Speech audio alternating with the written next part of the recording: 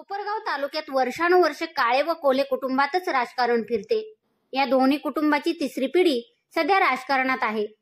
सहकारात राजकारण येऊ न देण्याचे कशब या दोन्ही कुटुंबांनी 2 पिढ्या पाळले।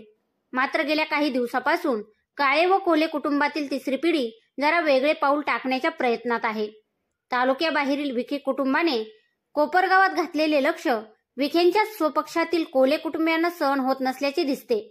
त्यामुळेच युवा नेते विवेक कोले हे सध्या स्थानिक आमदारांपेक्षा विखेंवर तोंडसुख घेताना दिसत आहेत।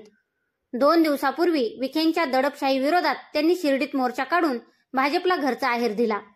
या प्रकारामुळे कोल्हेंचा काँग्रेस प्रवास सुरू झालाय का हा प्रश्न उपस्थित होऊ लागला आहे।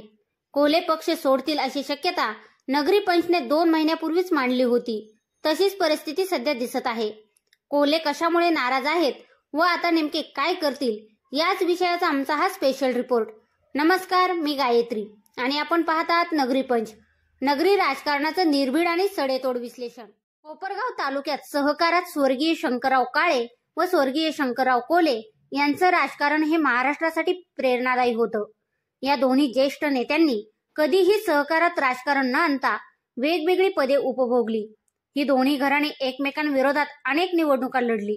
आता त्यांची तिसरी पिढी राजकारणात आहे। गेल्यावेळी भाजपच्या स्नेहलता कोलेंचा पराभव करून राष्ट्रवादीच्या आशुतोष काळेंनी आमदारकी मिळवली। आशुतोष काळेंनी 2014ला झालेल्या आपल्या वडिलांच्या पराभवाचा बदला घेतला। आता स्नेहलता कोलेंचे सुपुत्र विवेक कोले हे आपल्या आईच्या पराभवाचा बदला घेण्यास इच्छुक आहेत। विद्यमान आमदार आशुतोष काळे यांच्या विरोधात विवेक कोलेंना निवडणूक लढवायची आहे। परंतु महाराष्ट्राच्या राजकारणात मध्यंतरी तोडफोड झाल्यानंतर कोलेंची गोची झाली। आमदार आशुतोष काळे व कोले हे वेगवेगळ्या पक्षात असले तरी या दोघांचेही पक्ष सत्तेत आहेत। त्यामुळे एकाला तिकीट मिळाल्यावर साहजिकच दुसऱ्याला थांबावे लागणार आहे। तिकीट वाटपाचा फॉर्म्युला विचारात घेता स्टँडिंग आमदार म्हणून महायुतीकडून काळेंचे पारडे जड आहे। मात्र कोलेही थांबण्याच्या विचारात नाहीत। त्यामुळे त्यांना निवडणूक लढण्यासाठी काहीतरी पर्याय शोधावाच लागणार आहे। विधानसभेला वेळ असला तरी मध्यंतरी झालेल्या गणेश कारखाना निवडणूक, ग्रामपंचायतीच्या निवडणुकात विवेक कोलेंनी थेट काँग्रेसचे ज्येष्ठ नेते बाळासाहेब थोरातांशी हात मिळवीत विखेंविरोधात दंड थोपाटले। गणेश कारखाना व विखेंच्या कार्यक्षेत्रातील 3 ग्रामपंचायतीही मिळवल्या। त्यानंतर विखेंनी पलटवार करत थेट आमदार आशुतोष काळेंच्या स्टेजवर जात काळेंच्या पाठीवर हात ठेवला।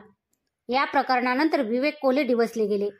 नुकत्याच झालेल्या शिर्डी संस्थान कर्मचारी सोसायटीच्या निवडणुकीनंतर कोलेंनी विखेंना पुन्हा थेट आव्हान दिले। 2 दिवसापूर्वी पालकमंत्री निधी वाटपात दुजाभाव करतात असा आरोप करत विखेंच्याच कार्यक्षेत्रात कोलेंनी मोर्चा काढला।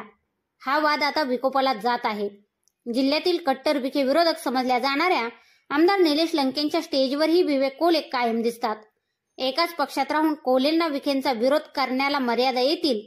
त्यामुळे विवेक भैया काही वेगळा निर्णय घेणार का ही चर्चा सध्या कोपरगाव व राहता तालुक्यात सुरू आहे।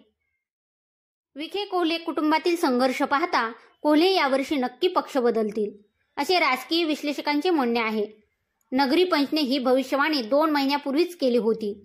भाजप सोडायचे असल्यास कोल्हेंना काँग्रेस व शरद पवार गट असे 2 पर्याय असतील। शिवाय कोपरगावातील शिवसेनेची ताकद पाहता ठाकरे गटही त्यांच्यापुढे पर्याय असेल।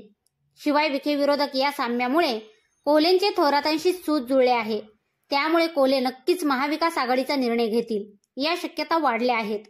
विवेक कोल्हे कोणत्या पक्षात जातील, शिवाय कोपरगावातून लढतील की शिर्डीतून, तुम्हाला काय वाटते हे आम्हाला कमेंट करून नक्की कळवा। शिवाय व्हिडिओ आवडला असेल तर चॅनलला सबस्क्राईब करून व्हिडिओला लाईक व शेअर करायला विसरू नका। पुन्हा भेटू नव्या विषयावर। तोपर्यंत जय श्रीराम।